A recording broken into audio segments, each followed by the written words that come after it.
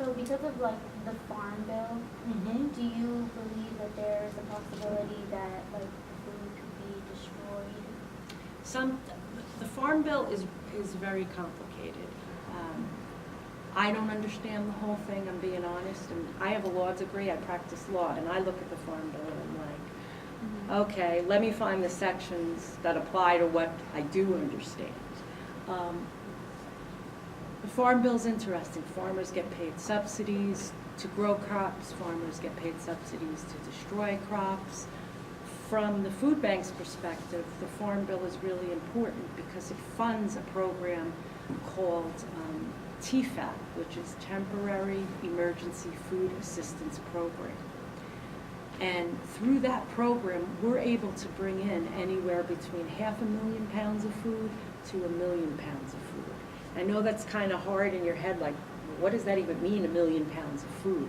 So if you think about, you go buy some pears and, 2 pears is a pound, well, it's hard for me to even describe how much food that is. But what happens through the Farm Bill is the federal government puts aside money, which goes to the states. The states then purchase food, okay, excess food that farmers have, which then keeps the farm going. It also keeps crop prices down, and the food bank gets that food. And then we distribute it to our partner agencies. So you guys teach people how to cook, you have cooking classes, you have gardening classes. What else do you I think one of the best things we do, it's a training class and it's called Health Ambassadors. And we take people in the community, they come as volunteers, and then they work with one of our local pantries, and it's a series of classes where we teach them Nutrition 101, we teach them how to read food labels. You'd be surprised how many people don't ever read the labels. We teach them how to cook, so it's all in one package. And because we've learned that we could go in and teach this class, but then we leave, and it kind of, the excitement about it dies down. But when you teach people who are actually from that neighborhood, from that area, they continue to build on it, and they work at the pantry, and then they convince someone who's a client at the pantry, come on, I'm going to teach you this. That person ends up being a volunteer at the pantry, and it grows and spreads. And so that's why, for me, the Health Ambassador class that we do is one of the best, because that kind of knowledge, keeping it local, it spreads locally. So, if you don't have a home, and how do you expect people who don't have anywhere to live cook something? We don't. But that's a good question. We serve a lot of homeless shelters. And they come to the food bank and they get food and they take it back and they cook it at their homeless shelter. They also come to us and they're always looking for, we call it the homeless food, but it is things like pop-top cans of tuna. That way they can have protein, because not only do they not have a place to live, but they're not walking around with a can opener. So we always, when we sort food, we try to keep that in mind, who the audience is. So pop-top fruits and little, you see different fruit cups. We try to make sure that we have those kinds of things that they can bring back to the shelter and that they can distribute to folks when they leave the shelter in the morning to go through the day. We really try to meet people where they're at.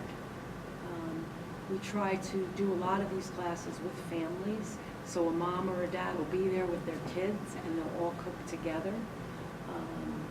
I think that's a lost art, and it's so much fun, really. I know the largest things in landfills used to be plastic. Now that it's food, is there an opportunity for the loss of feeding other people? People don't know, but like the original food banks all started with like dumpster diving. And it is what it sounds like. Folks would go to the back of a bakery and get in their dumpster and get all the bread out and everything else, and bring it to a corner and serve people. Nowadays, because food is the largest thing in the landfill, one thing that's happening is a lot of the larger stores, you know, the BJ's, Walmart, Costco, Safeway, Giants, all of them, they work with us, and we go to them every day and pick up food. I mean, truckloads of food. And that helps us fill our shelves. The other thing is we do something that's called Partner Direct. So we serve, the Capital Area Food Bank serves all of Prince William County. So if you go out all the way to Gainesville, and most people are like, where's Gainesville? It's pretty far out there. So if there's a Safeway out there, they'll call us and say, we have this food, we don't want to throw it out. What can we do? So we will look at our partner agencies, and we have them out in Gainesville. We'll say, can you go to that Safeway and get that food? And they do. We call that Partner Direct. And so then they make a relationship with that store, and they're able to go there every week to pick up the food. I used to work at a grocery store, Mm-hmm. and they used to, the food that was kind of damaged or dented or whatever. Yeah. What do you think about that, given damaged products to homeless people or people who aren't eating? Like, Mm-hmm. something they wouldn't sell to customers. Well, I'm okay with that as long as, I mean, the can could be dented and the food could still be okay. When we do get those sorts of things, or outdated food, just because something on the label says sell by this date, it doesn't mean that it's bad if it's past that date. And we have a list, it was created by the USDA, United States Department of Agriculture, which gives us it gives us guidelines. So if we get meat that has been frozen and it's, the date on it says sell by March 19th, and we got it today, but no one was going to take it today. If it stayed frozen the whole time, we know that meat's good. We pick things up in refrigerated trucks, and they get put right into our freezer, okay? If we get that package and we see that there's the thing it's wrapped in, it looks like it's bubbling up or whatever, we all, I shouldn't say all, most of the folks at the food bank take food safety classes, and we have to pass a test. And it's a 2-day class, and then we have to take a test. It's a national test, and you have to pass it. So we're able to identify if a product is not good.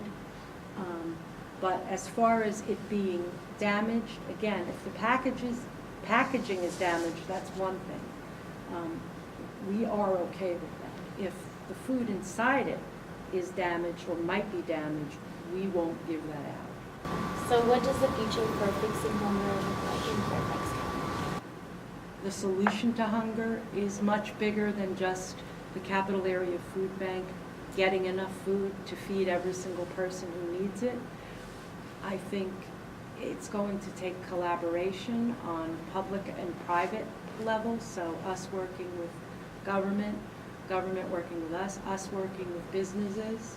I think it's going to take education, and I think it's going to take a lot of willpower to get people to realize the other things that impact why there are hungry people. Things like everybody having health care, things like a minimum wage, that's a working wage that you could afford to live on. Those types of things moving toward the future, people understanding where their food comes from and knowing what to do with it. Nutrition education, so that you're not eating empty calories. If you have very little to eat, you're going to choose the right thing to eat to sustain you. So it's a lot of things combined. When you start to get to know the people you're helping, it becomes real. When you find out that the kid sitting next to you, their mom just went to the food pantry so that she could make dinner for them, it changes it, because now that's your friend who's hungry. And I'm thinking that most of you, if your friend's hungry, you're going to give them half your sandwich. Mm-hmm. But people don't have that understanding, or they're blaming the people who are in the lines. And I think that that's the farthest from the truth. Thank you for coming to Mountain View. Thank you very much.